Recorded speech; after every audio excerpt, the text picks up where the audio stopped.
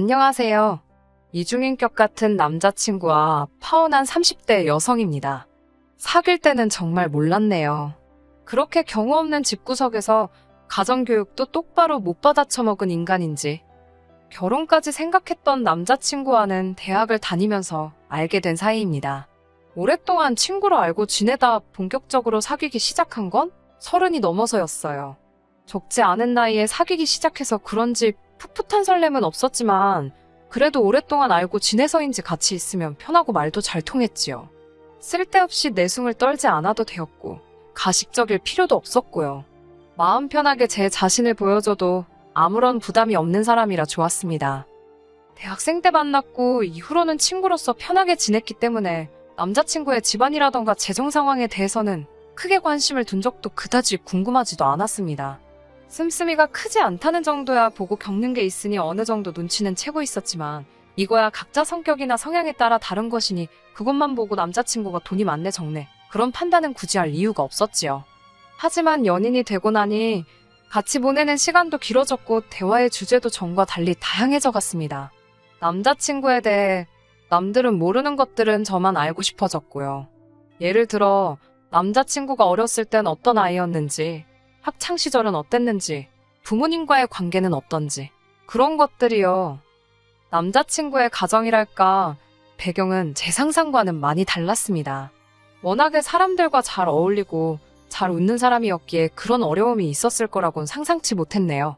남자친구 말에 의하면 아버님께선 고집이 세고 성격이 거치시답니다. 그래서인지 걸핏하면 동네 이웃들이나 지인분들과 부딪히기 일쑤였고 다니시던 직장에서도 그런 문제가 반복되었다고요. 결국 나중에는 제대로 사회생활도 하실 수 없게 되었다며 하지만 가족들에게는 늘 좋은 분이셨답니다.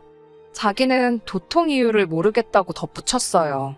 이런 이야기를 들었을 때 개떡 같은 집구석이란 걸 제가 눈치를 챘어야 하는데 아무튼 사정이 그렇다 보니 어쩔 수 없이 어머님께서 가장 역할을 도맡게 되셨고 결과적으로 남자친구는 대부분의 시간을 집에 계시던 아버님 그리고 연년생인 형과 함께 보냈다대요. 경제적으로도 여유가 없었던 건 당연하고요. 반면에 저는 남자친구에 비하면 정말 유복하게 자랐다고 할 수 있습니다. 사업을 하시던 부모님 덕분에 배우고 싶은 건 뭐든지 도전할 수 있었고 즐길 수 있었으니까요. 지금 이렇게 좋은 회사에 다니며 스스로 제 인생을 꾸려나갈 수 있는 것도 전부 부모님 덕분이라 생각하며 감사하게 여기고 있습니다. 하지만 그렇다고 해서 신에게 맹세컨대 제가 남자친구를 무시한 적은 결코 없습니다. 남자친구의 사정이 안타깝고 속상했을 뿐이지 그렇다고 남자친구가 저보다 못난 사람이란 생각은 하지 않았어요. 몇몇 친구들은 이런 저에게 멍청하다고도 했고 순진에 빠졌다고 놀리기도 했지만요. 그러다 작년부터 본격적으로 결혼 이야기가 나오자 제 스스로 생각이 조금씩 달라지는 걸 느낄 수 있었습니다. 사실 그 전까지는 남자친구와 잘 만나고 있었고 결혼 생각도 있기는 했지만 저에겐 당장의 일은 아니었거든요. 물론 사귀기 시작할 때 이미 둘 다 30이 넘은 상황이었고 결혼 정년기가 지난 나이였기에 남자친구의 결혼 타령도 이해가 되긴 했지요. 하지만 당시 저는 해보고 싶은 일도 많았고 그리고 까놓고 이야기해볼게요. 막상 결혼 이야기가 나오니 조금 냉정한 시각으로 남자친구의 상황을 보게 되더라고요. 사람은 너무 괜찮은데 결혼이란 게 사랑만 뜯어먹고 사는 것도 아니고 그래도 결국은 사람 됨됨이라던가 그런 게 중요한 거 아닐까? 돈은 앞으로 벌면 되지. 솔직히 별의별 생각이 들면서 마음을 쉽게 정하지 못했어요. 그런 저를 보고 남자친구는 불안했는지 주변 친구들을 동원해 이벤트를 하기도 하고 하루는 울며불며 절 붙잡기도 하고 적극적으로 제 마음을 붙들려는 노력을 보여줬고 결국 그런 성의와 정성에 넘어간 제가 프로포즈를 받아들였네요. 정식으로 프로포즈를 받고 2주쯤 지났을 무렵 남자친구가 저에게 자기 집으로 인사를 드리러 가자고 하더라고요. 어머님 아버님께도 벌써 다 이야기해놓았다며 두 분 다 목이 빠져라 저를 기다리고 계시다면서요. 그렇게 며칠 뒤 저는 남자친구 본가에 가게 되었습니다. 당연히 빈손으로 갈 순 없었으니 지인들의 추천을 받아 홍삼 세트를 사들고 인사를 갔지요. 남자친구는 직장 문제로 나와 살고 있었고 본가에는 어머님 아버님과 남자친구의 형이 있었습니다. 남자친구의 형은 별거 중으로 몸만 쫓겨났다고 들었어요. 듣기로는 7살 난 딸도 있다던데 그 딸 얼굴도 못 보고 있다고요. 뭘 얼마나 잘못했길래 그렇게 쫓겨났냐는 제 질문에 남자친구는 솔직히 형은 그다지 잘못한 게 없는데 형수가 유난스러워서 그렇다는 식이었습니다. 하지만 이유가 정확히 뭔지 말해주지는 않더라고요. 궁금했지만 남편도 아니고 남자친구인데 캐묻는 것도 매너가 아닌 것 같아서 더는 묻지 않았습니다.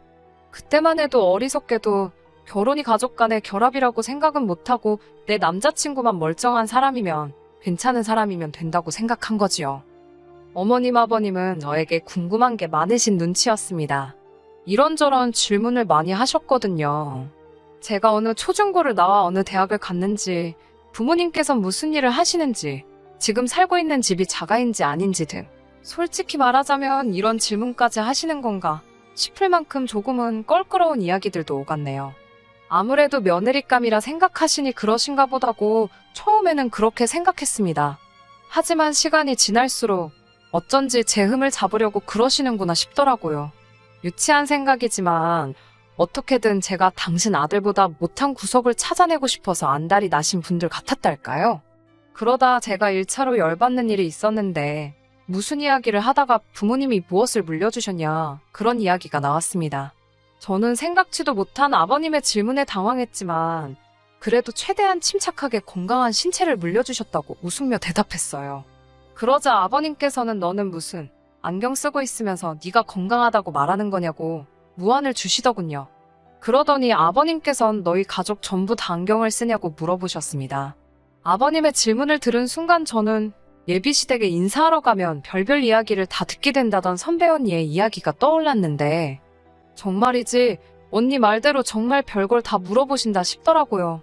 물론 집에서 라섹이니 라식이니 수술에 관한 대화가 없었던 건 아닙니다. 하려면 얼마든지 할 수 있는 여유도 있었고요. 하지만 저나 저희 부모님이나 안경을 쓰는 데 있어 크게 거부감이나 불편함을 느끼지 못하고 있던 터라 굳이 수술을 할 이유를 찾지 못했네요. 아무튼 제가 그렇다고 저희 가족 모두 안경을 쓴다고 대답하자 지금도 그때 아버님이 보여주신 표정을 잊을 수가 없네요. 아버님께선 말 그대로 드디어 무슨 건수 하나 잡았다는 표정으로 제게 너네 가족 다 하자가 있어 하자가 라고 말씀하셨습니다. 저나 부모님이 무슨 물건도 아니고 사람한테 하자가 뭔가 싶었지요. 제 귀를 의심했습니다. 아버님께 지금 뭐라고 하셨냐고 되물으니 저더러 삐품 모르냐고 아주 세기를 박으시더군요. 게다가 남자친구의 형이라는 작자가 옆에서 실실거리더니 삐품은 길가에 내놓고 파는 건데 수리는 되나 이러는 게 아니겠어요. 무례한 두 사람의 대화에 충격을 받은 제가 무슨 말을 그렇게 하냐고 받아쳤습니다. 아버님께 아주버님은 별거 중이라고 들었는데 그럼 뭐 반품된 거냐고 따졌어요. 쓰던 걸 누가 사가기나 할지 걱정이라고요. 어른한테 그렇게 말하면 안 되는 거였지만 도무지 그냥 넘어갈 수가 없었습니다. 저뿐만 아니라 저희 부모님한테도 막말을 하신 거나 다름이 없었으니까요. 그러자 아버님께서는 저더러 제정신이냐고 경우도 없고 싸가지도 없다며 악을 쓰시더군요. 형이라는 작자도 얼굴이 벌개져가지고 뭐 이런 거랑 결혼을 하겠다는 거냐며 남자친구에게 삿대질을 해댔고요. 집구석 잘 돌아간다.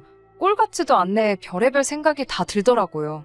아버님께선 저더러 웃자고 한 소리에 죽자고 달라든다며 무서워서 뭐 말이라도 한마디 하겠냐고 고래고래 소리를 지르시더니 급기야 짜증난다며 안방으로 들어가시는 게 아니겠어요? 저도 너무 열받아서 자리를 일어나려는데 남자친구가 저를 붙잡았습니다. 이 손 놓으라고 하니까 남자친구는 자기 아버지가 원래 개그하는 걸 좋아하시고 장난이 좀 지나치셔서 그렇다며 한마디로 아들들만 키우셔서 그렇답니다.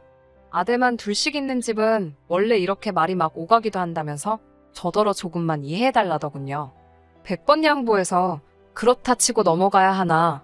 그러면서 저는 남자친구에게 너는 꿀 먹었냐고 아무리 그래도 아버님이 저렇게 경우 없이 말씀을 하시면 너라도 나서서 나한테 그러시지 말라고 따끔하게 한마디 했어야 하는 거 아니냐고 따졌어요. 그러자 남자친구가 2번 다시는 이런 일 없게 하겠다며 한 번만 참아달라고 사정사정을 하더군요. 안달복달하는 남자친구의 모습을 보곤 그래 내가 어른 이겨먹어 뭐하겠냐 싶어서 알겠다고 했어요. 그러자 남자친구가 이번엔 그러면 아버님한테 죄송하다 소리 한 번만 해주면 안 되냐입니다. 사과를 받아도 부족한 판국에 뭘 죄송하다고 하라는 거냐고 짜증을 냈더니 제발 한 번만 하고는 절 붙들더라고요. 진짜 남자친구의 얼굴을 봐서 내가 참자라는 심정으로 참을 인자를 그리며 안방문을 노크했습니다. 그러자 아버님께선 한껏 비아냥거리시며 방문을 여시더군요. 정말 제가 죄송해서 사과를 드리러 왔다고 생각하신 건지 있는 대로 뻗대며 문을 열어주시는 아버님을 보고는 어이가 없기도 하고 황당했네요. 저는 정말이지 남자친구를 위해서 죄송하다 말씀을 드린 겁니다. 저는 아버님께 좀 전에 일은 죄송하다. 하지만 앞으로 저에게 말을 너무 막 하지 마시라 했습니다. 저는 그런 화법에 익숙하지 않다고요. 그러자 아버님께선 또다시 죄송하다 하러 왔으면 죄송하다 소리만 하면 되지. 시애비 될 사람한테 하라 마라 조건을 다느냐고 화를 내시더군요. 진짜 너무 답답해서 나올 뻔한 한숨을 가까스로 참았습니다. 그런데 안방에서 나오는데 이번엔 그 형이라는 인간이 저를 붙들더니 자기한테는 사과 안 할 거냐입니다. 죄송해요 라고 짧게 한마디를 하니 저더러 싸가지가 있네 없네 난리가 났지요. 자기 아버지는 사람이 좋아서 그냥 넘어가지만 자기는 그냥 못 넘어간답니다. 그래서 저도 남자친구 형에게 저도 아버님한테 사과 받을 거 못 받고 그냥 넘어가니까 이 정도 하고 그만하시라 했습니다. 안방에 부모님 다 계신데 거실에서 저랑 큰 소리 내셔야겠냐고요. 그러자 남자친구 형이란 작자가 한다는 소리가 자기 집인데 못할 말이 뭐가 있냐며 저더러 더 짓거려 보랍니다. 반품 쓰던 거 이러면서 악을 쓰고 달라드는데 신우도 아니고 아주버님 될 사람이 그러니 그것도 참 볼만하더라고요. 제가 죄송하다고 그만하자고 그러고는 가방을 챙기는데 뒤에서 제 머리채를 잡는 게 아니겠어요? 저더러 도망가지 말고 사과 똑바로 하라면서요. 순간 너무 당황스러웠지만 전 호신술을 배운 적이 있었기에 바로 엎어치기로 남자친구 형을 넘겨뜨렸습니다. 저도 배우기만 했지 한 번도 써본 적이 없던 호신술을 예비 시댁에서 쓰게 될 줄은 상상도 못했지요. 그제서야 남자친구는 저더러 이게 뭐냐고 그래도 그렇지 형을 때리면 어떡하냐입니다.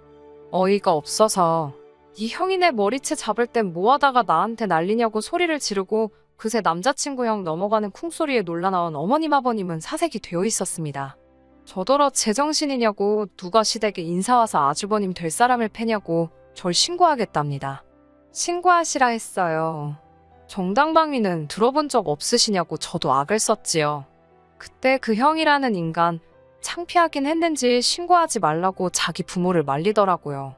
남자친구가 제 손목을 잡아 끌어 집 밖으로 나갔고 이어지는 남자친구의 행동에 저는 너무 충격을 받고 말았습니다.